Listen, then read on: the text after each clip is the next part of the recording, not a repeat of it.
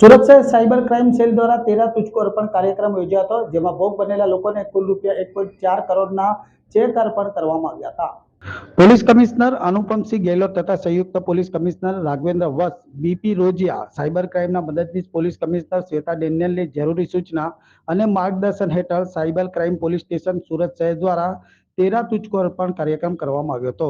13 તુચકો અર્પણ કાર્યક્રમ અંતર્ગત 2022, 2023 અને 24માં સાયબર ક્રાઇમ પોલીસ સ્ટેશનમાં દાખલ કરવામાં આવેલા ગુનાના કુલ 21 ફરિયાદીઓને પોલીસ કમિશનર હસ્તક કુલ રૂપિયા 1.4 કરોડના ચેક અર્પણ કરવામાં આવ્યા હતા.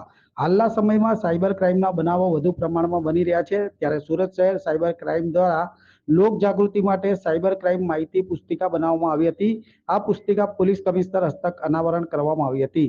તેમજ digital arrest fraud awareness video, Surat શહેરના નિવાસીઓ જોગ સંદેશાના વિડીયોનું નિર્દેશન પણ કરવામાં આવ્યું હતું. हम लोगों ने कई कदम उठाए हैं और हमें आशा ही नहीं विश्वास है कि आपके मदद से हम अपने सूरत सिटी को साइबर क्राइम फ्री सिटी बनाएंगे। अगर आपके साथ कोई साइबर क्राइम होता है तो आप तुरंत साइबर क्राइम हेल्पलाइन नंबर 1930 पर तुरंत शिकायत अपनी दर्ज कराएं और उसके बाद उसके ऊपर कार्रवाई तुरंत की जाएगी।